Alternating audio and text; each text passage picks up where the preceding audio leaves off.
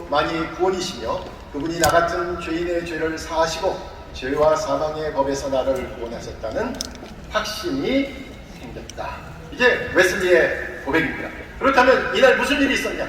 우리는 이제까지 웨슬리가 회심한 날이다, 뭐 어떤 분은 성화한 날이다, 여러 가지 해석했는데 그거는 중요하죠. 근데 저는 오히려 가장 대권적인 표현은 웨슬리가 뭐라고 표현합니다. 웨슬리는 확신을 얻었다라고 얘기합니다. 여기서 보면 죄를 용서하셨다는 승리의 명언이 들어가 있고요. 또 그분이 죄와 사망의 법에서 나를 구원하셨다. 죄와 사망의 법이 아니라 이제 성령의 법으로 살 수 있게 만드셨다 그랬으니까 중생의 내용도 분명히 포함되어 있습니다. 그런데 여기서 확신이란 말이 중요합니다. 당시에 웨슬리가 일으켰던 부흥운동은 바로 이 38년부터 시작되는 부흥운동의 동아리 가운데서 특별히 확신의 주제를 강조한 것이 당시의 성공회 영국의 국가교회와 달랐던 것입니다. 그래서 이 확신을 설교하고 다니면서 웨슬리는 많은 어려움에 쌓였는데 특별히 열광주의자다, 광신이라는 말을 듣게도 되었어요. 한번 생각해 보세요. 여러분 그런 얘기 많이 들으시잖아요. 우리는 여러분 교회에서 처음 만나면 구원의 확신이 있으십니까? 이렇게 물어보면 여러분 어떻게 대답하셔요? 구원의 확신이 있으십니까? 아멘 그래야죠. 네. 아멘 또는 네 그렇게 대답을 하셔야 돼요. 안 그러면 누가 옆에서 구원의 확신이 있으십니까? 이렇게 물어보는데 글쎄요 이렇게 대답하면 이제 목회자님들이 구원의 확신 없단다. 여기 요주인물이다. 집중 관리 대상이 되죠. 이게 우리는 거의 보통 구원의 확신이라는 것을 당연한 것으로 알고 있지만 사실 18세기 영국 성공회 내에서는 이 확신이란 말을 어떻게 알아들었냐면 그 당시 신학자들은 네가 구원의 확신이 있어? 아니 구원은 하나님만 하시는 건데 네가 하나님이야? 이렇게 물어보는 거예요. 그러니까 이 구원의 확신이란 말은 열광주의, 광신이란 말하고 동료로 쓰이게 되었습니다. 그런데 보세요. 18세기의 웨슬리와 그 구원운동가들이 이루어놓은 확신이라는 개념이 지금 저와 여러분은 너무나 당연하게 쓰고 있는 거잖아요. 18세기는 이게 금기시됐던 용어지만 자주 사용하고 구원의 확신에 대해서 얘기하니까 이것이 보통 사용하게 된 것입니다.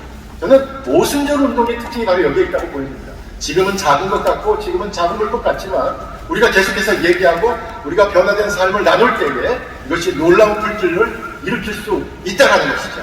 바로 여기에 바로 우리가 모순절 운동의 가능성을 보고 또 확신을 얻게 되는 것입니다. 또 하나의 사건이 있는데요. 바로 이 올더스게이트가 바로 그 거리입니다. 제가 찍은 사진인데 지금 그 장소가 없어졌어요. 그 다음 사진은 누가 사파를 그렸는데 웨슬리가 누군가 루터의 로마서 주석 서문입니다. 서문을 읽는데 이거 이렇게 체험을 했던 것이고요. 확신을 얻었던 날입니다. 또 하나의 체험은 1739년 1월 1일입니다. 한 6개월 있다가 얻게 된 것인데 성령 충만의 체험을 합니다. 여기에 표현을 보면 어떤 일이 있었는지를 금방 알 수 있습니다. 헐킨슨, 잉에, 위필드, 허친스 그리고 내 동생 찰스가 우리의 형제 60여 명과 함께 페더레인 애찬식에 참여했다. 새벽 3시 기도하는 중 하나님의 능력이 우리에게 강하게 임하였고 많은 사람이 기쁨으로 소리치기도 하고 땅에 쓰러지기도 하였다. 우리가 전능하신 하나님의 임재로 인한 경외와 놀라움에서 평상으로 돌아온 다음 한 목소리로 소리쳤다. 오 하나님, 우리는 당신을 찬양합니다. 우리는 당신이 주님이 되심을 깨달았습니다. 은사주의적인 체험을 한 거죠. 그 자리에 있던 사람들이 전부 쓰러졌습니다. 성령 충만을 체험했던 것입니다. 그래서 1738년 올더스게이트와 1739년 페터레인의 체험이 웨슬리를 정말로 성령의 사람으로 바꿔놓았고 이제는 옥스포드라든지 기존 강간이 아니라 길거리로 나가서 설교할 수 있게 되었습니다. 올더스게이트에서 페터레인은 제가 지도를 봤더니 도보로 한 14분 거리입니다.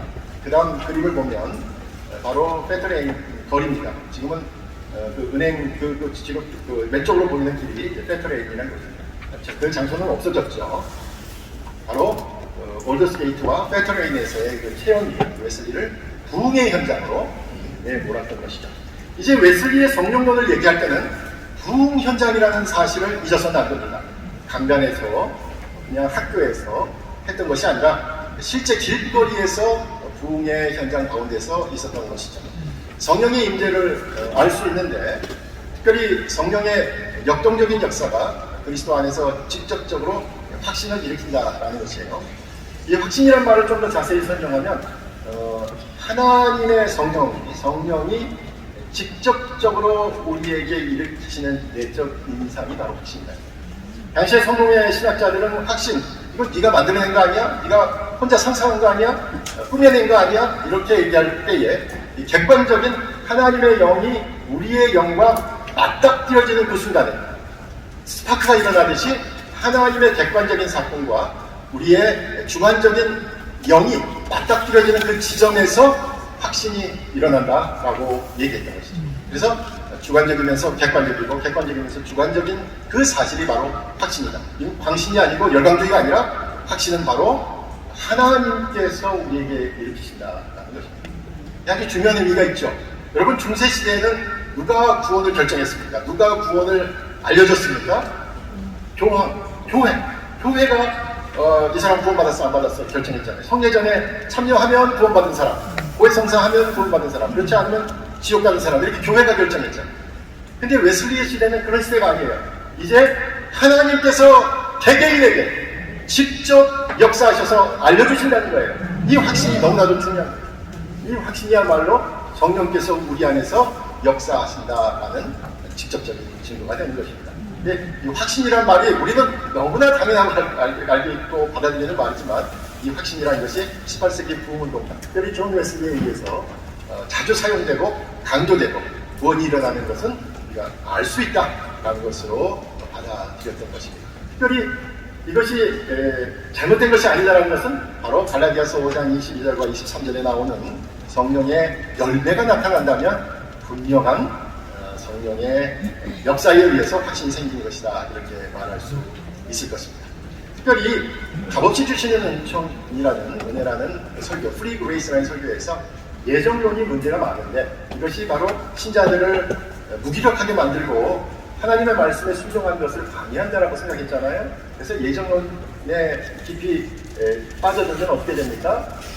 이제 웨슬리가 고민한 건 이거예요. 누구는 구원받았고 누구는 구원받지 않아서 영벌에 처해진다면 이거 불안해서 어떻게 신앙생활하냐, 이것이 웨슬리의 고민이었어요. 그래서 예정론이 잘못됐다라는 의미에서 확신을 주셔서, 확신이야말로 개개인에게 하나님께서 역사하셔서 신자이면 누구나 다 바로 구원받았다는 사실을 인정할 수 있게 만들어주신다. 그리고 예정론의 반대의 개념으로 확신을 사용하고 있습니다.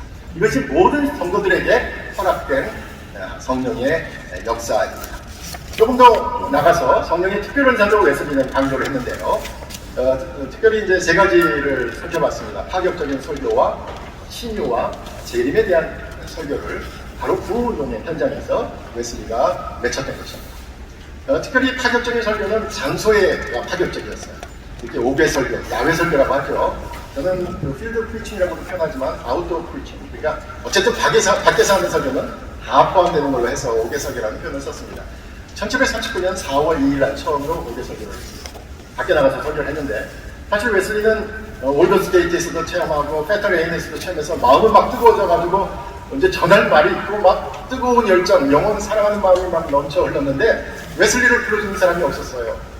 선교지에서 뭐 스캔들이 났대더라, 실패했대더라, 뭐 이러니까 누가 부르겠어요. 그렇게 외로울 때 조지 위필드, 그 후배 뻘이 되는데 조지 위필드가 밖에 나가서 설교하자라고 권면했지만, 웨슬리는 되게 아니 설교를 할 것 같으면 이렇게 성당 안에서 하고 채플 안에서 하고 또 교회 안에서 해야 된다라고 생각하고 있었는데 내키지 않았어요. 그러던 중에 위필드가 밖에서 집회를 하는데 가서 보니까 성령의 역사가 일어나는 거예요. 사람들이 울고 회개하고 자복하고 귀신이 내어 쫓기고 막 병이 나고 막 이런 역사가 일어나는 거예요. 그리고 웨슬리도 마음속에 이게 하나님께서 하시는 일인가 이렇게 조심스럽게 고민하고 기도하다가 4월 1일 날 성경을 읽다가 마태복음 5장 산상수훈을 읽은 거예요. 예수께서 산에 올라가 앉아 가르쳐 가라사대. 아니, 예수님께서 밖에서 설교하셨구나 라고 깨달은 거죠. 그래서 4월 2일 날 바로 자기도 나가서 설교를 했습니다. 4월 2일 날 어떤 본문을 썼냐면 누가복음 4장 18절과 19절, 바로 희년에 대한 선포, 가난한 자들에게 복음을 전하게 하신다. 이것이 바로 웨슬리가 오개 설교에서 첫 번째로 했던 설교입니다. 그렇게 사람들 앞에서 설교를 하고 싶고 영혼 사랑하는 마음이 뜨거웠던 웨슬리에게 폭발적인 청중들이 늘어나기 시작했습니다. 500명, 1000명, 그다음에 3000명 밖에서 모여서 회개하는 역사가 있었고요. 이게 하남 마운틴이라는 곳인데요. 브리스톨하고 킹스우드 근처에 있습니다. 이름도 참 재밌죠. 우리 한남동 같은 발음도 한남이에요. 하남 마운틴이라는 곳에 바로 웨슬리가 오개 설교를 했던 자리입니다. 3000명이 모였고요. 이 자리에 가면은 바로 요 문구가 있는데 이 문구가 바로 세계는 나의 교구다라는 문구가 오개 설교를 했던 자리에 있어요. 그럼 세계는 나의 교구다라는 것이 어떤 의미가 있느냐? 우리는 지금 이제 우리가 세계 선교를 할 때 세계 지도를 켜놓고 어느 나라에 어느 선교사를 보내고 후원하고 기도하고 뭐 이런 걸로 통해서 세계는 나의 교구다 이렇게 얘기하지만 사실 이 말에 출발한 그런 의미가 아니거든요. 웨슬리가 이제 밖에 나가서 선교를 하고 이제 돌아다니지 않습니까? 브리스톨, 런던 막 이렇게 막 돌아다니면서 시장, 탄광촌, 방산, 길거리, 아버지 무덤에 올라가서 설교를 했으니까 막 이런 상황에서 사실은 그 지역을 관할하고 있고 특별교회니까 관할하고 있던 감독들은 웨슬리가 무슨 활동을 하고 있는지 다 보고를 듣는 거예요. 그러니까 불편하겠죠. 단순히 교회에서 예배드리는 것만 듣다가 알아야 되는 게 아니라 그 교구 내에서 종교적인 행위를 하는 것은 사실 종교 지도자인 감독들이 다 알아야 되고 보고를 해야 되는데 웨슬리는 거의 게릴라식으로 사람들이 모이면 가서 복음 전하고 회개하라고 촉구하고 성결한 삶을 살라고 막 얘기하니까 그 얘기를 나중에 들은 감독들은 되게 불편했던 거죠. 그래서 웨슬리의 친구가 웨슬리에게 편지를 씁니다. 지금 성공의 감독들이 겨루고 있다. 조심하라. 아무 데나 가서 설교하지 마라. 아무리 밖에서 설교해도 함부로 하지 마라. 이렇게 얘기를 하니까 그 친구에게 웨슬리가 편지를 쓴 겁니다. 나는 옥스포드에서 최고 학위를 마치고 이 모든 과정은 하나님께서 나로 하여금 설교하도록 영혼을 구원하도록 하시는 그 목적 때문에 나를 훈련시키셨고 이 자리에 있게 하셨는데 만약에 세상이 만든 교구가 이것을 반대한다면 나는 하나님의 법을 따르겠다. 나는 교구가 없지만 세계를 나의 교구로 삼겠다. 나는 그런 편이에요. 웨슬리가 지금 선교사를 파송할 만큼 여력이 없어요. 웨슬리 교회도 없어요. 당장 교회조차 없어가지고 길거리에서밖에 설교를 할 수 없었을 때에 했던 말이 바로 세계는 나의 교구다. 라는 말이었습니다. 그런 특별한 목적 때문에 또 사람들을 세웠습니다. 그 다음에 바로 평신도 설교자들을 세웠죠. 두 번째는 파격적인 설교에 하나는 장소, 두 번째는 사람들입니다. 당시의 설교는 목회자들만 할 수 있었습니다. 웨슬리 목사님은 바로 평신도들이 설교할 수 있도록 허락했습니다. 특별히 여성들에게도 설교하도록 허락했는데 이게 참 놀랍죠. 당시에 퀘이커 외에는 거의 시도하지 못했던 일입니다. 고린도전서 14장 34절에 여자는 교회에서 잠잠하라. 이게 이제 여성 목사를 안 두는 교단에서 여전히 붙잡고 있는 말씀이잖아요. 이 부분은 어떻게 해석했습니까? 그들이 성령의 특별한 충동에 의하지 않는다면, 다시 말하자면 성령께서 지시하지 않는다면 잠잠해야 된다. 거꾸로 성령께서 역사하시면 말할 수 있다. 성령께서 역사하시면 여자도 설교할 수 있다. 평신도도 설교할 수 있다. 라는 내용이죠. 당시 아주 파격적이죠. 성령께서 역사하시면 평신도들에게 설교할 수 있는 기회를 주었다는 것입니다. 그 모든 것은 특별한 순간, 특별한 사역지에서 특별한 사람들에게 이 성령의 특별 은사를 허락하셨다라는 것입니다. 메리 보상께는 바로 플래처 목사님의 바로 사모님이신데 목사님이 돌아가신 이후도 메릴이라는 교구에 남아서 바로 남편의 교구와 내가 결혼했습니다 라고 하면서 끝까지 여성 사역과 설교를 담당했던 사역자입니다. 두 번째 저희가 그 성령의 특별 사역 가운데서 살펴볼 것은 신유입니다. 웨슬리가 설교를 하거나 집회를 할 때 공의 현장이었기 때문에요. 성령의 역사가 강하게 일어나서 회개, 통곡, 넘어지는 일, 심지어 마귀가 쫓겨나는 일까지도 기록되어 있습니다. 이 모든 일들은 저널에 나와 있습니다. 저널에. 설교에는 이런 내용이 많이 없죠. 되게 교리적이고 딱 짜여져 있지만 저널이 이번에 번역돼서 나왔거든요. 저널을 읽으시면 아주 흥미진진한 부흥현장의 목소리들을 들을 수 있습니다.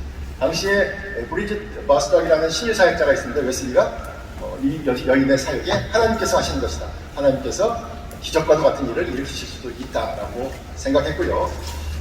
또 웨슬리 자신이 기도로 병이 나았다는 고백을 몇 차례에 걸쳐서 기록하고 있습니다. 그래서 하나님은 위대한 의사시다라는 표현을 하고 있습니다.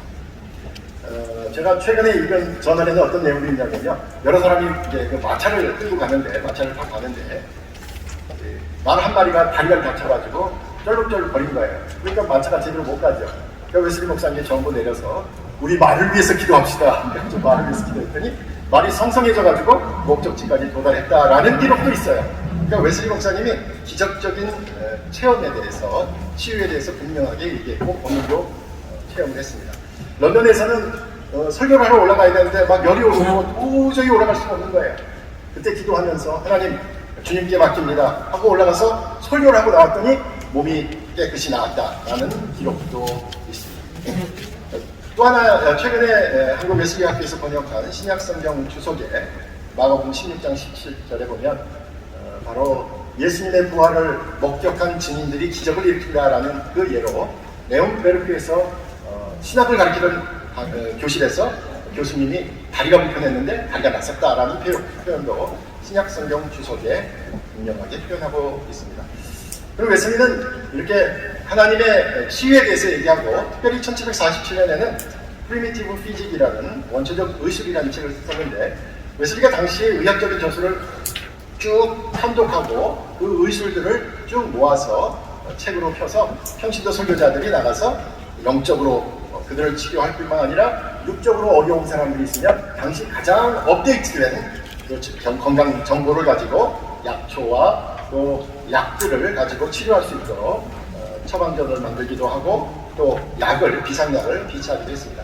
그러니까 웨슬리 목사님의 신유는 상당히 균형이 잡혀 있었다, 이렇게 생각하시는데요. 너무나도 어려운 상황, 급박한 상황에서 하나님께 기도할 수밖에 없고 매달려야 되고 치료해달라고 매달리는 그 신유의 능력과 또 세상에서 의술을 통해서 좀 과학적으로 치료하고자 하는 의술을 충분히 받아들여서 그것도 하나님의 방법이다, 이렇게 인정했던 것입니다. 마지막으로 종말론적인 비전입니다. 웨슬리 목사님이 후천연설주의자다, 전천연설주의자다, 막 어렵죠. 두 가지 요소가 다 있습니다. 정답은 후천연주의자는 아니에요. 왜냐하면 웨슬리 목사님은 죽은 사람이, 개인적인 종말을 맞은 죽은 사람이 하나님 나라 갈 때까지 잠시 머문 곳이 있다라는 생각을 하고 있었어요. 그러니까 전천연설이든 후천연설이든 어쨌든 천년왕국에 대한 생각을 갖고 있었습니다. 특별히 신약성경 주석 계시록 22장에 보면 천년왕국 시간표를 만들었는데 J.A. 맥년이라는 사람이 쓴 그 천년왕국 기표를 쭉 받아가지고 그대로 영어로 번역하면서 1836년에 천년왕국이 이루어진다라는 표현을 분명히 쓰고 있습니다. 특별히 후천연적인 요소가 있다라고 할 때는 어떤 것입니까? 웨슬리가 메소디스트를 통해서 영국이 변하고 미국이 변하고 세계가 변하고 있다, 성령 운동을 통해서 오순절적 역사가 일어나고 있다라는 면에서는 되게 세상을 긍정적이고 낙관적으로 본 거죠. 그런 면에서는 후천연설적인 요소가 분명히 있습니다. 전천연적인 요소도 최근에 많이 발견돼서 소개되었는데, 웨슬리 전기 작가인 루크 타이어만이라는 사람은 눈에 보이는 영광의 모습으로 지상에서 천년을 통치하실 그리스도의 재림을 대망했다, 믿었다, 이렇게 고백하고 있고요. 조지 라빙턴이라는 당시 감독은 웨슬리가 전천연설적인 설교를 했다고 해서 비판하고 있는 내용이 있어요. 그러니까 분명히 전천연설적인 설교를 한 거죠. 당시에 토마스 하틀이라는 전천연설주의자에 동의하고 있습니다. 어쨌든 웨슬리는 우리가 전천연설, 후천연설이라는 개념은 후대에 생긴 개념이고, 후대의 개념으로 끼워 맞추기는 다 온전히 들어오진 않지만 어쨌든 하나님 나라의 도래에 대한 비전을 갖고 있었다, 이렇게 얘기할 수 있습니다. 그 다음에 볼까요? 웨슬리 설교의 한 편입니다. 네, 대신판이라는 설명인데요. 그 설교에는 바로 이런 본문이 있습니다. 그 다음 볼까요? 대신판이라는 설교 한 편입니다. 보십시오. 그분은 오실 것입니다. 구름으로 병기를 삼으시고 바람 날개를 타시고 소멸하는 불꽃에 인도를 받으시며 불붙는 화염에 추령을 받으시면서 오십니다. 주님께서는 머지않아 천사장의 소리와 하나님의 나팔로 강림하실 터인데 우리 각 사람은 다 그분 앞에 나아가 각각 행한 대로 이실짓고 해야 할 것입니다. 그러므로 여러분은 이것을 기다리고 있는 만큼, 그가 속히 오고 지체하지 않을 것을 아는 만큼, 티도 없고 슬픔도 없는 자로 평안한 가운데 하나님 앞에 나타날 수 있도록 힘써야 합니다라고 분명하게 심판에 대한 설교를 했습니다. 결론적으로 볼까요? 또 하나는 성령 세례에 대한 것이죠.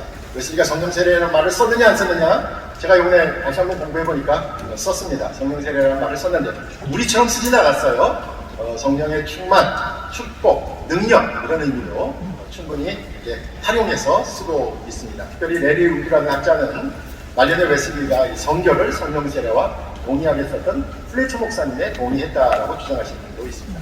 특별히 중요한 것은 이거겠죠. 성령 세례는 모두에게 허락된 것인데 바로 이 모두에게는 성령의 열매가 나타난다 라는 것이고요. 특별한 어떤 사람들에게 특별 사역을 위해서 허락하시는 특별 은사가 따로 있는데 이런 경우는 특별한 환경에서 특별한 사역을 위해서 허락하신다라고 말씀했습니다. 그래서 웨슬리 목사님의 성결 이해 안에는 성결, 능력 이 모든 성령 세례의 의미를 좀 포괄적으로 담고 있어서 이후에 웨슬리안들에게 여러 해석의 가능성을 남겨두고 있다라고 얘기할 수 있습니다. 마지막으로 결론을 보겠습니다. 제가 오늘 얘기한 것을 정리하면 첫째는 성령은 인간의 구원의 전 과정에 능력을 일으키시는 은혜. 여러분들께서 은혜 그러면 웨슬리 목사님은 성령의 다른 표현이다 이렇게 이해하시면 바로 처음부터 끝까지이죠. 여기서는 특별히 이 은혜는 제가 아까 설명했습니다만은 불가항력적 은혜가 아니죠. 선행 은총도 우리가 의지로 또 마음을 연 것으로 마음은 참여해야 되는 것이고요. 죄를 깨닫게 하고 칭의를 일으키고 중생을 일으키고 성화하는 것 우리가 참여해야 하는 것이죠. 그래서 책임져야 되는 은혜다. 그래서 웬드 매독스 같은 사람은 responsible ways라는 말을 쓰기도 합니다. 그리고 은혜의 수단 여기서 제가 말씀드린 대로 기도, 말씀, 성찬, 금식, 교제 또 남을 돕는 일에 이르기까지 참여하면서 성령의 은혜를 받습니다. 그 가운데 선결하는 것입니다. 둘째는 성령의 증거, 확신, 부모 등의 성과라고 제가 말씀드렸습니다. 그때는 함부로 얘기할 수 없는 거지만 이제는 마음 놓고 얘기할 수 있는 게 구원의 확신 아닙니까? 바로 성령의 열매를 통해서 나타나는 것이고 또 성령의 하나님 사랑과 이웃 사랑으로 드러나야 된다 이렇게 말씀드릴 수 있습니다. 마지막으로 성령의 특별 사역, 특별히 설교, 신유, 재림, 종말에 대한 생각을 갖고 있었습니다. 여러분 선교지에서 급박한 상황에서는 설교를 해야 되겠죠. 그때 특별 은사를 강구하시기 바랍니다. 두 번째는 어려울 때 병 낫기를 위해서 기도하셔야죠. 최근에 우리가 팬데믹 상황에서 이런 방역 당국의 지침을 따르느라고 치료한 것, 큐어에는 관심을 가졌고 같이 협조했습니다. 근데 이것이 전부는 아닙니다. 그동안에 방역 활동을 하느라고 격리되어 있었던 사람들, 소외되고 있었던 사람들, 할애받았던 사람들에게 이제 케어로 나아갈 때입니다. 이것이 우리 교회가 할 일입니다. 마지막으로 종말론은 여러 가지 형태의 종말에 대한 생각을 가질 수는 있지만 적어도 우리에게 개인적인 종말이 있고 이 개인적인 종말이 하나님 나라와 연결되어 있다라는 사실을 깨닫고 바로 하나님 나라의 실제 하나님 나라가 곧 임한다. 우리 가운데 시작되었다라는 말씀과 함께 하나님 나라의 정의를 선포하는 그러한 일이야말로 웨슬리 목사님의 성령론의 대체적인 내용이다. 이렇게 말씀드릴 수 있겠습니다. 감사합니다.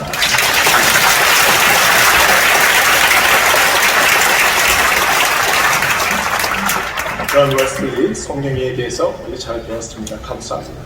곧이어서 예수교 대한선교교회 전 총회장이신 이상훈 목사님께서 오순절 성령 역사를 위한 기도를 주시겠습니다.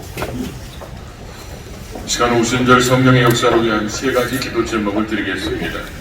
10월 10일부터 14일까지 제26차 세계 오순절 대회의 성공적 개최를 위해서 기도해 주시고 또 회개 운동이 일어나게 해달라고 기도해 주시고 또 오순절 운동이 다시 한번 한국에서 세계로 확산되게 해달라고 우리 다 같이 주여상 차원에서 다 같이 기도하겠습니다. 주여 주여 주여 아버지 하나님 감사합니다. 우리를 사랑하셔서 우리가 세계 오순절 대회를 앞두고 한국 오순절 대회를 하면서 먼저 기도하게 하심을 감사합니다. 하나님 제26차 세계 오순절 대회에 성공적 개최를 할 수 있도록 하나님의 은혜를 베풀어 주시기를 원합니다.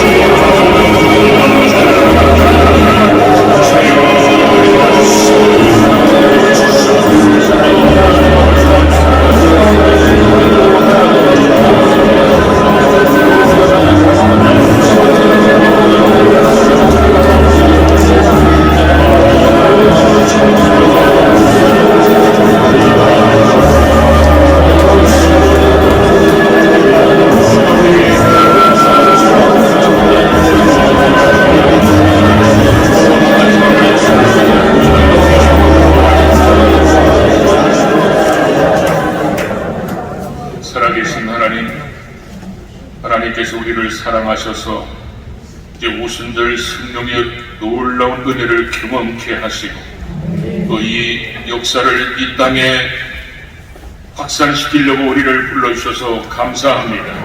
이제 10월 10일부터 14일까지 있는 제26차 세계 오순절 대회의 성공적인 개최를 위해서 우리가 기도했습니다. 하나님 연례 행사처럼 되지 않게 도와주시고 120명이 모여 기도했던 오순절의 역사가 마가다락방의 역사가 재현되는 세계 오순절 대회가 되게 하여 주시옵소서. 성령님이 준비하여 주시옵소서. 성령님이 진행하여 주시옵소서. 성령님이 세우시는 강사님을 통하여 우리에게 말씀하여 주시고 성령님께서 보이는 곳에 역사하여 주시옵시고 성령님께서 환경과 여건들을 주장해 주셔서 하나님의 놀라운 역사를 다시 한번 경험하는 기회가 되게 하여 주시옵소서. 하나님 우리가 회개하기를 원합니다. 한국교회 부흥을 아버지 시작하게 만든 하디 선교사님처럼 우리가 회개하게 하여 주시옵소서.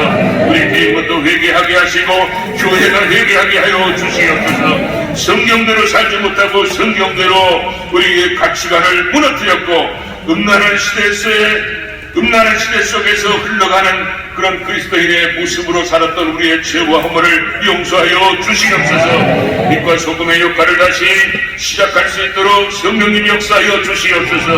교회가 교회답지 못했던 죄와 허물을 용서하시고 이제 나로부터 새롭게 되어 이제 교회가 새롭게 되어 세상으로부터 칭찬받은 교회가 될 수 있도록 은혜를 베풀어 주시옵소서. 다시 오순절 운동이 한국에서 세계로 확산되기를 원합니다.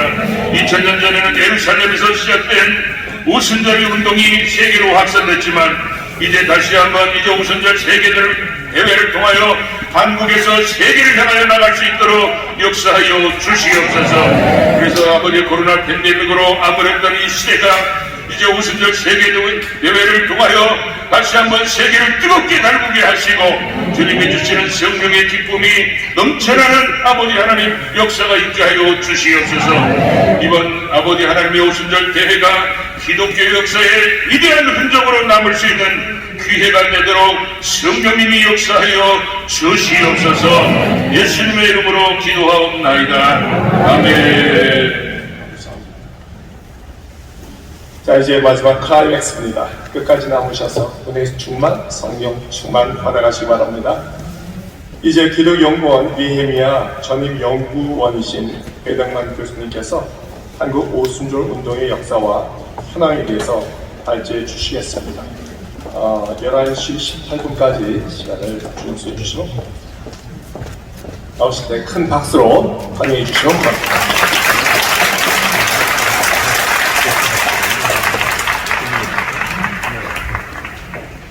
귀한 자리에 함께하게 돼서 감사의 영광을 생각합니다.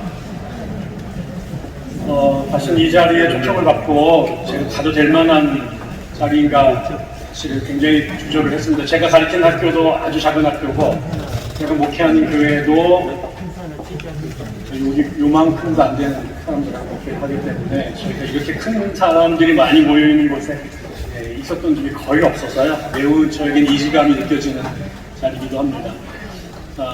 그럼에도 불구하고 하나님의 역사를 함께 나눌 수 있고 한국교회를 하나님께서 어떻게 이끌어 오셨는지를 공유할 수 있는 자리가 주어져서 자격이 없지만 기쁨으로 왔습니다. 특별히 오늘 발표할 논문을 쓰다가 제가 코로나 오미크론에 걸렸습니다. 비몽 사몽간에 논문을 썼기 때문에 그게 열병의 효력인지 아니면 성령의 역사인지는 오늘 강연을 끝나고 봐야 알 것 같습니다. 제가 받았던 주제이기도 하고 제가 원했던 주제가 한국교회 안에서 성령운동의 역사가 특히 오순절 운동이 어떻게 전개되었는가 하는 이야기를 다루는 것이었는데요.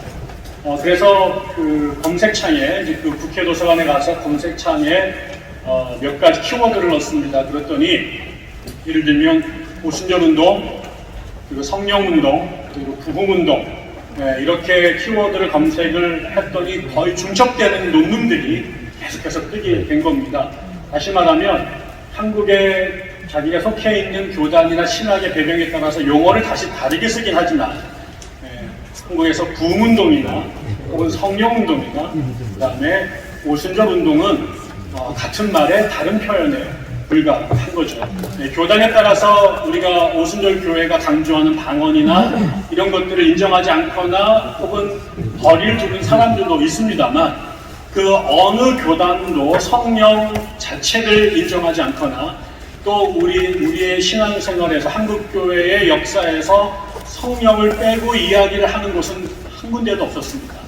우리가 삼위일체 신앙을 주장하지만 적어도 우리 한국교회가 부흥운동의 역사 속에서 100년의 역사를 이어왔고 그것이 다양한 형태의 제도와 혹은 예배와 형식을 통해서 표현이 되었는데 그것은 결과적으로 오늘날 그 흐름의 가장 지배적인 흐름이 된 것은 단연코 오순절 운동이고 그러나 그 오순절 운동이 그냥 하늘에서 뚝 떨어진 게 아니라 한국의 부흥운동의 역사 속에서 출현하고 발전해 온 것이죠. 그러다 보니까 오순절 운동을 신학적인 이유에서 거리를 뒀던 사람들조차도 세월이 지나가면서 오순절 운동을 언급하지 않거나 오순절 운동을 연구하지 않으면 자신들의 입장을 설명하기가 어려워지게 됩니다. 그래서 오순절 운동이 한국교회 부흥운동 전반에 영향을 주기도 하고 또 그 부흥운동의 영향이 오순절 운동 안으로 들어오면서 오순절 운동도 세월이 지나가면서 모습을 조금씩 변해온 거죠.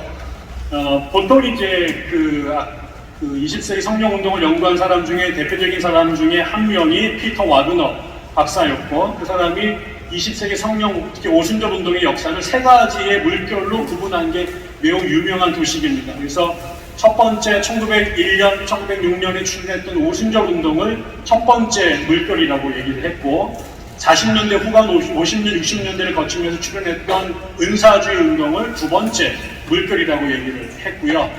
90년대 이후부터 출현하기 시작했던 나는 오순절 운동도 아니고 은사주의자도 아니야. 그러나 면밀하게 들여다보면 모양과 방법이 다양해졌지만 그 안에 여전히 오순절적 요소를 강하게 띠고 있는 사람들을 뭉뚱그려서 제3의 물결이라고 얘기를 했습니다. 네, 이것이 이제 그 20세기 오순절 운동, 성령 운동을 이해하는 가장 편한 그 역사적 도식인데요. 이 현상, 이 도식을 한국교회에다 이렇게 집어넣어서 보면 한국교회도 거의 동등 비슷한 유형으로 성령 운동이 변화, 발전해 왔다는 것을 알 수 있습니다. 그래서 저는 오늘 우리가 오순절 운동이라고 아주 협의해서 생각하고 있는 여의도 순복음교회를 중심으로 한 성령 세례의 일치적 증거가 방언이야 라고 하는 것을 매우 중요하게 여기는 운동을 가운데 두고 이 운동이 출현하기 전까지 발전되었던 다양한 성령 운동의 흐름들이 한국교회에 있었고요. 그 다음에 오순절 운동을 통과하면서 21세기에 들어와서 오순절 운동을 어깨에 딛고 새롭게 분화되기 시작한 다양한 형태의 성령 운동들도 있습니다. 저는 이 세 가지의 덩어리를 갖고 오늘 한국교회가 어떻게 성령 운동, 어떻게 오순절 운동이 전개 발전되어 왔는가를 얘기를 드리고 그 다음에 시간이 그래도 마지막에 우리가 앞으로 그러면 21세기 성령 운동, 오순절 운동을 끌고 가기 위해서 고민해야 될 주제가 뭘까를 함께 나눠보겠습니다. 제가 강의를 막 하다 보면은 시계를 보는 거를 잊어버리게 됩니다. 여러분께서 아까 정말 시간이 되면 박수를 막 치시고 많이 들었다 이렇게 해주시면 제가 내려가도록 하겠습니다. 우리가 먼저 한국의 오순절 운동이 출현하기 전에는 한국 안에 배경이 있습니다. 그게 성령 운동이고 넓은 의미에서는 부흥운동이라고 말할 수 있는 것이 있죠. 한국교회는 장로교, 감리교 선교사들에 의해서 만들어지고 그 뒤에 성결교, 그 다음에 구세군 이런 교단들이 끊임없이 들어왔습니다만 그리고 또 평양신학교, 그 다음에 혁성신학교 중심으로 신학운동도 열심히 있었습니다만 한국교회를 한국교회에 닿게끔 만드는데 가장 결정적인 영향을 끼친 것은 단연 부흥운동입니다. 특별히 한국 부흥운동이 결국 한국의 교회가 세워진 것 자체가 19세기 말에 한국의 장로교, 감리교 선교사들이 태평양을 건너서 조선으로 들어왔을 때에는 그것이 그냥 가고 싶어서 오거나 여러 가지 선택 중에 하나가 아니라 목숨을 걸고 이 태평양을 건넜는데 그 세상에서 가장 잘 살고 있는 미국을 버리고 그 다음에 가장 오지 중에 하나인 조선으로 선교를 올 때에는 여러 가지의 결정적인 요소가 있죠. 그 중에 제일 중요한 것은 그 당시 미국에서 폭발적으로 벌어지고 있던 성령 운동이었고 그 성령 운동이 선교 운동과 연결되면서 조선으로 온 겁니다. 여러분 아시나요? 19세기 말 20세기 초반에 미국에서 엄청나게 많은 선교사들이 조선에도 왔을 뿐만 아니라 일본, 중국, 인도에도 갔습니다. 근데 그 선교지 중에 가장 많은 선교사들의 희생자가 배출된 곳이 조선이었습니다. 여러분이 양화진에 가면 선교사님들 옆에 한 살도 못 살고 죽은 아이들의 무덤이 같이 있고요. 우리나라에 와서 1년도 임기를 못 채우고 돌아간 선교사들이 부지기 쓰였습니다. 온갖 풍토병에 죽거나 상하거나 그랬던 분들이 조선에서 무지 많이 나왔죠. 그 사람들이 어떻게 조선에 올 수 있었을까? 그것은 성령 하나님의 강권하심이죠. 함석권 선생님께서 우리는 하나님의 발길에 채인 인생이다 이런 말 하셨는데 정말 성령께서 그들의 엉덩이를 걷어 차셨기 때문에 여기까지 날라온 것이지 맨정신이었으면 조선에 아무도 안 왔을 겁니다. 그래서 우리나라는 그런 성령 운동과 선교, 그 다음에 종말, 그리고 성결, 그 다음에 성경 이런 것에 집중했던 복음주의적 영향을 받은 선교사들이 한국의 교회를 세웠기 때문에 비록 첫 부흥의 삽이 떼어진 것은 1903년 원산부터이긴 하지만 이미 선교사들이 세운 한국교회 안에는 성령에 대한 사모함과 의지가 연륜처럼 흐르고 있었고요. 그것이 1903년 원산의 하디 목사를 중심으로 한 기도회로부터 성령의 불길이 한국에 폭발적으로 임재하기 시작합니다. 그런데 우리가 성령이 임재하는 그 시간들을 추적해보면 항상 한국의 조선이 매우 실존적으로 어려운 상황이었습니다. 하디 선교사의 부흥이 일어난 그 시점도 우리가 동학혁명이 벌어지고 그 다음에 청일전쟁이 벌어지면서 조선이 초토화가 됐던 그 시절에 교회는 물론이고 사람들 자체가 생존하기 어려웠던 그 시절을 배경으로 해서 선교사들의 사역이 땅에 떨어져서 더 이상 한 발짝도 앞으로 나가기 어려웠던 시절에 그들이 결과적으로는 하나님 앞에 의존할 수밖에 없었고 가장 낮은 마음으로 내려와서 선교사들이 그동안 자신들의 지식과 돈과 신학과 그 다음에 미국이라고 하는 걸 배경으로 선교하려고 했던 것의 한계를 인정했을 때 성령께서 임재하셨고 그것이 하디를 통해서 원산을 뒤집었고 1907년 평양을 강타하고 결국은 한반도 전체로 그 교회가 확산되게 된 것이죠. 그래서 결국은 우리나라의 최초의 부흥운동은 성령운동을 통해 중심이 됐고 그때 원산 평양으로부터 시작된 성령운동이 그 이후에 부흥회, 그 다음에 부흥사라고 하는 새로운 사역자와 사역 방식을 통해서 한국교회 전방위로 흩어지게 된 겁니다.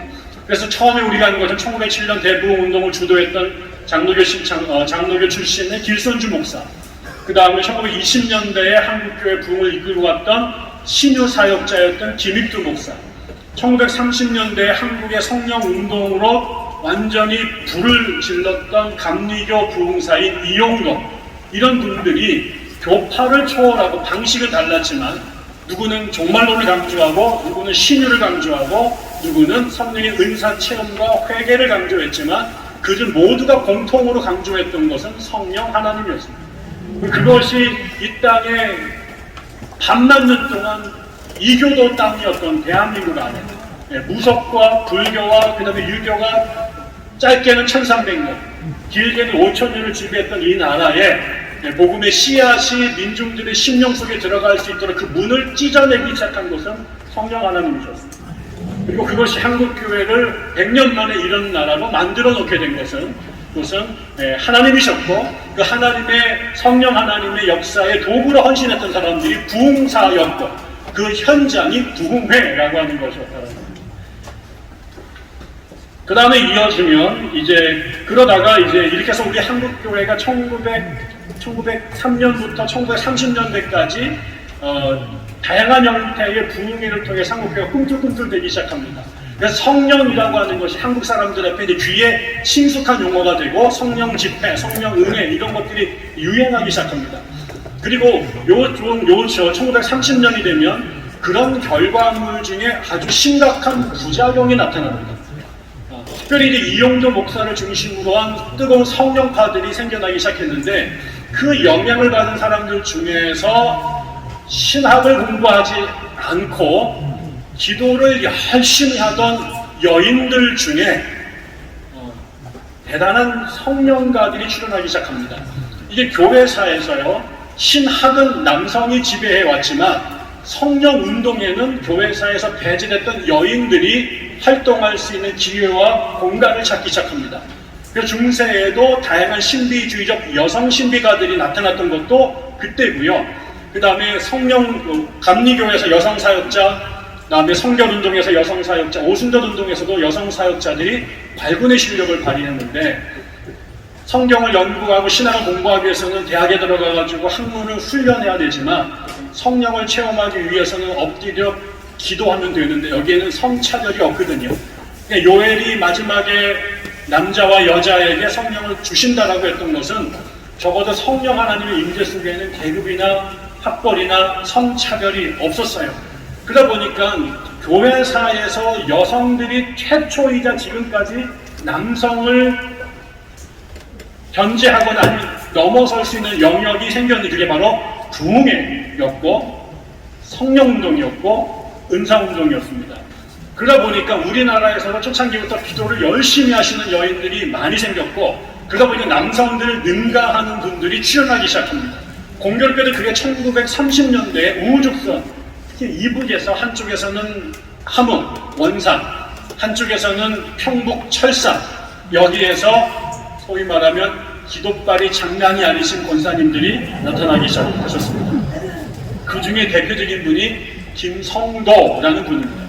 이 할머니는 어마어마하게 기도를 많이 하셨습니다. 시집을 잘못 가셔가지고 구박을 엄청 받으시다가 나중에 그 예수 외에는 견딜 수가 없어서 기도를 엄청나게 하셨는데 은사 체험을 무궁무진하게 하셨습니다. 그래서 이분의 기도를 통해서 병도 낫고 사람들이 성령을 체험하는 일이 부일비재해지니까 문제가 생깁니다. 이분 주변에 팔로워들이 생기기 시작했고 그분들이 이 여인을 새주님이라고 부르기 시작했습니다. 이때부터 곁길로 가기 시작하죠. 그래서 이분이 기도를 너무 하시다가 이제 계시를 받았는데 계시가 두 가지가 있습니다. 하나는 원죄의 핵심은 음란이다.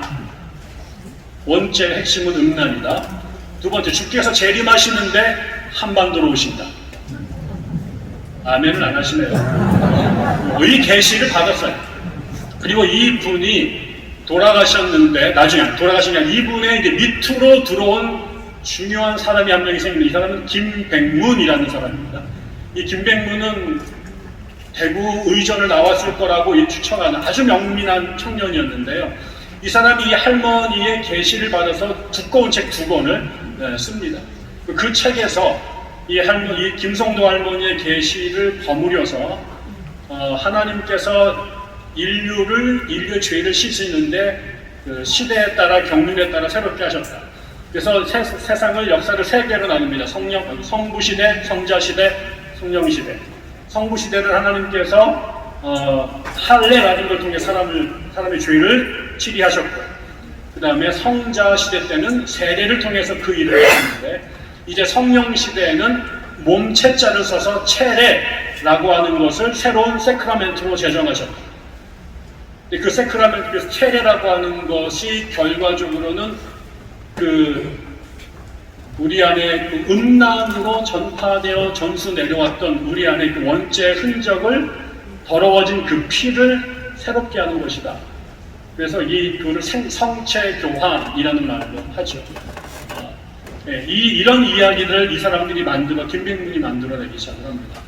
그리고 나중에 이 김백문이 한국에 서울에 내려와서 파주에다가 예루살렘 기도원이라는 걸 만들고, 거기에 2명의 중요한 사람이 제자가 되는데, 한 사람은 문선명이고 다른 한 명은 박태선입니다. 이 두 사람을 통해서 그 김백문의 교리가 이 통일교에서는 원리강론의 핵심 교리로 들어가게 되고, 그 다음에 박태선은 이 성체교환이라고 하는 것을 실제로 행해서, 다시 말하면 죄가 없는 사람이 죄 있는 사람과 섹스를 하는 겁니다. 그래서 나의 깨끗한 피가 그의 피를 정결케 한다고 생각을 하는 거죠. 이게 우리나라의 기독교로부터 출현한 양대 신종교, 우리는 이단이라고 쫓아냈지만 하나는 통일교, 하나는 천부교라고 하는 이 종교가 교파가 전부 다 김백문, 김성도로 올라가는 우리나라 1930년대에 대단히 강렬했던 성령운동의 부작용입니다.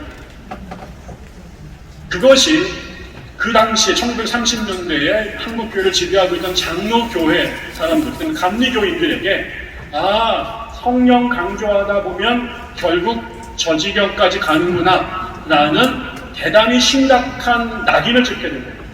그래서 특히 그 중심에는 여성이 있었고, 그래서 여성이 기도한다, 여성이 성령을 강조한다, 여성이 주변의 사람들이 모은다, 그게 성령운동이다, 이거는 이단의 3대 조건을 다 갖췄다, 이런 식의 얘기를 하게 된 겁니다.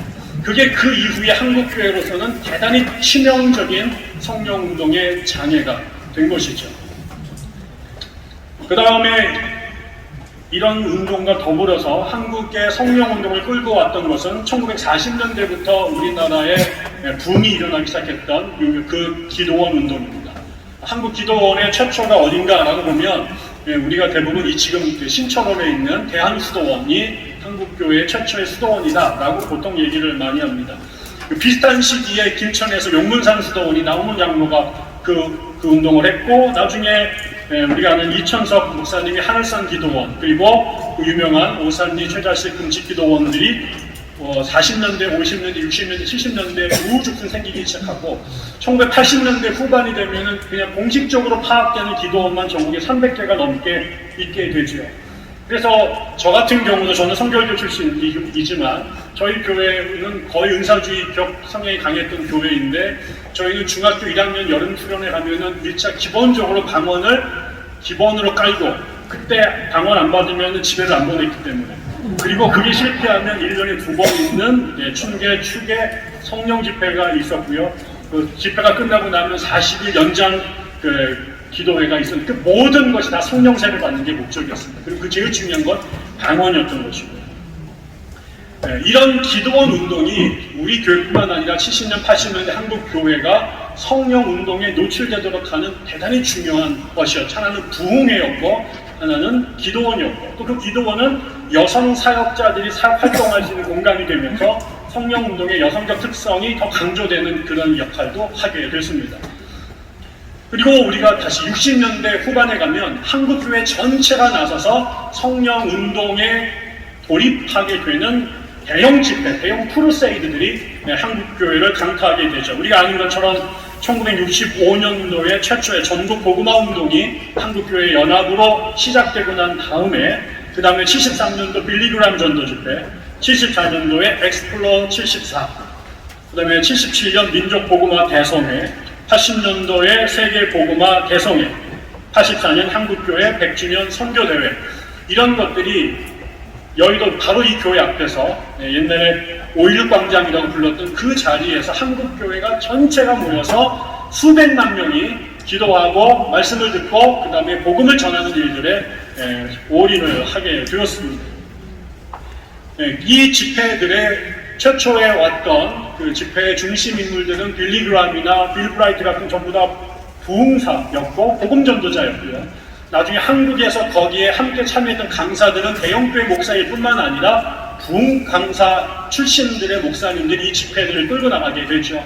그게 당연히 초교파였고, 그래서 신학적으로는 입장이 다를 수 있었지만 적어도 여의도에서 모였던 그 대형 전도 집회는 성령 집회가 될 수밖에 없었고, 그것이 한국교회의 교파의 장벽을 넘어서서 성령을 강조하는 흐름으로 한국교회를 끌고 나가는데 결정적인 역할을 하게 됩니다.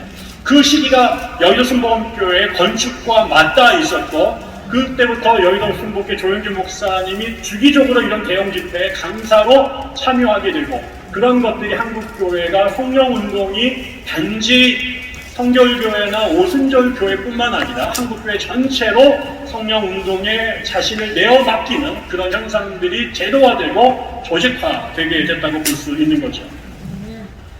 이런 것이 한국교회가 성령운동, 오순절운동으로 확산될 수 있는, 재구성될 수 있는 배경이 된 것이고요. 그러다가 한국의 협의회 오순절운동이라고 하는 그 운동이 출현하게 된 건 아까도 첫 번째 시간에 이 목사님께서 소개했던 메리 럼지 선교사가 28년도에 한국에 오면서 방언과 성령 세례를 연결시키고 사중복음, 오중복음의 이야기를 한국교회에 소개하게 된 적어도 오순절 버전의 최초의 사건이 28년입니다. 그리고 나서 그것이 한국의 조선 오순절 교회가 세워지게 되고 그것이 나중에 해방되고 나서 미국의 하나님의 성회와 연결이 되면서 최초의 교단이 연결이 되죠. 그리고 이것이 미국의 오순절 운동이 태평양을 건너서 한반도와 연결되는 결정적인 사건이 됩니다. 그 이후의 역사는 여러분 너무나 잘 아시고요. 그러면 한국의 오순절 교단으로 해서 오순절 운동이 하나님의 성의만 있는가? 그렇지 않습니다. 여전히 오순절 운동이 세계 도처에서 일어났느냐 아니면 미국에서 벌어졌느냐에 대한 그런 기원성을 갖고 학자들 간의 논쟁이 많이 있습니다만 적어도 제도적인 차원에서 오순절 운동, 신학적 차원에서 오순절 운동은 20세기 미국의 산물이라고 볼 때 미국에서 수많은 오순절 교단들이 생깁니다. 1900년대 초반에는 미국에서 가장 작은 교회였고 가장 가난한 교회였습니다. 그런데 이 오순절 운동이 끊임없이 분화하면서 신학적인 이유로 또 아니면 헤게모니 쟁탈전으로 아니면 또 다른 이유로 인해서 오순절이 끊임없이 분화합니다. 그래서 전 세계에서 미국에서 제일 큰 오순절 교단이 백인 교단과 흑인 교단으로 나누어지는데요. 백인을 중심으로 만들어진 제일 큰 교단이 어셈블리지 오브 갓, 하나님의 성회입니다. 그 다음에 흑인들이 중심을 이루어서 가장 큰 교단은 처치 오브 갓 인 크라이스트라고 하는 교단입니다. 이 교단은 흑인들 중심이다 보니 우리나라에는 안 들어와 있습니다. 제가 확인하기에는 처치 오브 갓 인 크라이스트는 한국에 없는 것 같습니다. 아직까지 제가 알기로는. 그런데 그것 말고 오순절 운동도 그 안에 신학적인 요소 가운데 이 개혁주의적 요소를 조금 받아들였느냐 아니면 순수하게 웨슬리안적 전통이냐에 따라서도 여러 분파로 나누어집니다. 리폼드적 요소를 받아들였던 교단 중에 하나가 어셈블리지 오브 갓, 하나님의 성회이고 여기에 영향을 받고 나간 교단 중에 또 글로벌한 교단이 된 게 국제 복음교회라고 하는 겁니다. 인터내셔널 처치 오브 포 스퀘어 가스펄이라고 하는 아주 큰 교단이 있고요. 그 다음에 성결 웨슬리안 라인으로 가면 아까 본 처치 오브 갓 인 크라이스트라는 흑인 교단이 있고 그냥 처치 오브 갓, 하나님의 교회라는 교단이 있습니다. 사실 이 처치 오브 갓이라고 하는 교단은 하나님의 교회는 전 세계에서 가장 많은 교단이 선택한 이름이에요. 그러다 보니까 우리나라의 이단 중에서도 처치 오브 갓, 하나님의 교회가 생긴 거죠. 다 갖다 씁니다. 왜? 너무 좋잖아요. 이거보다 더 좋은 교회 이름은 없어요. 하나님의 교회. 근데 그러다 보니까 우리나라에 좀 이따 얘기했습니다. 우리나라에 들어왔던 하나님의 교회, 한영신학교를 중심으로 했던 그 교회가 안상학파 하나님의 교회하고 동일시되면서 굉장히 곤욕을 많이 치렀죠. 그래서 정통파 교단도 무지무지 많고요. 전 세계에 하나님의 교단이라는 이름을 쓰고 있는 이단들도 무지무지 많습니다. 그리고 그 다음에 펜타코스탈 홀리니스 처치라고 하는 오순절 성결교회라는 교단들이 있습니다. 이런 교회들이 있고 그 다음에 오순절 교단 중에서 미국에서 중요한 신학적 싸움이 하나 있었는데요. 소위 말하는 삼위일체 논쟁인데 다름이 아니라 보통 여러분들은 우리는 그 세례를 줄 때 성부, 성자, 성령의 이름으로 세례를 주잖아요. 근데 이제 그 이워트라고 하는 신학 그 목사가 성경을 읽다 보니까 사도행전에서는 오직 예수의 이름으로 세례를 줬다라는 기록을 찾아냅니다. 근데 왜 갑자기 성부, 성자, 성령이야? 이렇게 말하면서 세례를 오직 예수의 이름으로 줘야 된다라는 거 갖고 또 우기니까 또 사람들이 그 말도 맞는 게고요. 그래서 그 사람은 또 다른 사람들이 쫙 생기면서 하나님의 성회가 성부, 성자, 성령의 이름으로 세례를 주는 그룹, 오직 예수의 이름을 주는 그룹으로 갈등을 하다가 오직 예수파가 나가서 새로운 교회를 세우기도 합니다. 우리나라에 제가 이번 이 강의를 위해서 찾아보니까요. 하나님의 교회, 클리블랜드에 있는 그 교회가 우리나라에 들어와 있고요. 그 다음에 아까처럼 오직 예수, 그래서 예수 이름으로만 세례를 줘야 된다고 하는 교회가 한국연합 오순절 교회라는 이름으로 우리나라에도 들어와 있습니다. 교세는 아주 작습니다. 그리고 아까 그 인터내셔널 처치 오브 포스퀘어 가스펠이라고 하는 국제 복음교회라고 하는 교회도 대한예수교 복음교회라는 이름으로 한국에서 활동을 하고 있습니다. 지금도. 그래서 이런 오순절 신학을 갖고 교단화된 운동들이 하나님의 성회로부터 비롯돼서 복음교회, 연합교회, 그 다음에 또 아까 말한 하나님의 교회 등등의 교단들이 한국에도 존재하고 있다는 걸 기억해 주시면 좋겠습니다. 예, 이러다가 1990년대에 들어서면서부터 이 오순절 운동이 또다시 새끼를 치기 시작합니다. 기존의 넓은 의미의 부흥운동을 하는 사람들은 저처럼 성결교회에 있으면서도 성령운동을 추종하는 사람들이 있는 것처럼 장로교회도 있고 감리교회도 있습니다. 그러나 이제 교단으로서의 오순절교회는 하나님의 성령 등등의 교회가 있어요. 그런데 1980년대부터 미국에서부터 오순절 운동의 새로운 분화들이 벌어지기 시작을 하는데요. 그것이 소위 말하는 비냐드 운동이라는 것이 1980년대 말부터 생겨나기 시작합니다. 제 기억에도 저희 담임 목사님도 90년대 초반에 이 비냐드 공항교회에서 이렇게 쓰러뜨리는 거 한다. 이거 배우러 가야 된다. 그래서 캐나다에 다녀오신 적이 있습니다. 그리고는 계속 우리들을 금요일 저녁마다 넘어뜨리시려고 애를 썼는데 거기에는 그것뿐만 아니라 홀리 랩핑 그래서 사람들이 막 웃고 그리고 쓰러지고 이런 현상들이 나타나기 시작을 했죠. 근데 아무튼 그것보다 더 넓은 의미가 존 윈버라고 하는 목사가 비냐드 무브먼트를 만들었습니다. 그래서 성령의 권능으로 복음을 힘있게 전해야 된다라는 얘기를 했고 이분이 아까 말씀드린 피터 와그너 교수와 함께 플러시나 학교에서 이 성령 운동을 실제로 이론과 실제를 가리키는 클래스를 열립니다. 이게 아주 학교를 발칵 뒤집어 놓기도 했지만 그러면서 이 존 윈버의 이름이 유명해지기 시작하고 우리나라에도 그분의 찬성과 그분의 책들이 번역이 되면서 한국에도 비냐드 운동에 관여된 사람들이 무지무지 많았습니다. 이거는 오순절 운동주의자들만이 아니라 초교파적으로 성령의 운동에 관심 있던 분들이 비냐드 운동에 참여하기 시작을 했고요. 그 비냐드 운동에서 조금 더 나간 사람들이 소위 말한 신사도 개혁 운동입니다. New Apostolic Reformation Movement라고 해서 이분들은 특별히 20세기의 교회가 성장이 멈췄을 때 이거를 뚫고 나가야 될 새로운 영적 권능이 필요하다. 그럼 1세기 때 기독교가 아주 미세하고 로마 제국이나 헬레니즘이 강성했을 때 어떻게 교회가 살아남았을까? 찾아보니까 그때 교회는 5가지 직분이 있었다는 거죠. 에베소서를 보니까. 그게 이제 사도와 예언자, 교사, 전도자, 목사 이런 직분들이 있었는데 교회사가 지나가면서 목사도 남고 교사도 남고 전도자도 남았는데 사도와 예언자의 직분이 사라졌다. 그래서 이 2가지 직분을 회복해서 초대교회 영성으로 21세기의 교회의 답보 상태를 극복해야 된다. 이렇게 주장을 하기 시작을 했습니다. 그러면서 2001년을 새로운 신사도, New Apostolic, 새로운 사도들의 시대가 열렸다라고 천명을 하고 12명의 사도를 임명을 하고 뭐 이런 일들이 벌어지게 됐죠. 그러니까 대번에 기성교회에서 누구 맘대로 니들이 사도를 임명하느냐. 사도는 주님이 하신 건데 뭐 이러면서 이제 반발을 하기 시작했고 지금 우리가 예언자가 꼭 필요하냐 사도를 뭐 이러면서 이제 갈등이 이어졌습니다만 그것도 분명히 성령 운동의 일파로 출현한 것은 사실입니다. 그 외에 비슷한 시기에 우리나라의 새로운 교회 개혁 운동들이 그다음에 목회적 방법론으로 성령 운동을 다양하게 적용한 사람들이 나타나기 시작합니다. 그게 셀교회 운동, 그다음에 G12, 알파코스, 그다음에 두 날개. 이 운동들이 전부 다 찾아가면 원천이 같습니다. 여기는 결국 기본적으로는 성령이 임재하는 뜨거운 예배와 진정한 코이노니아가 이루어지는 소그룹으로 교회를 갱신해야 된다라고 말하는데 거기에 핵심이 성령의 역사죠.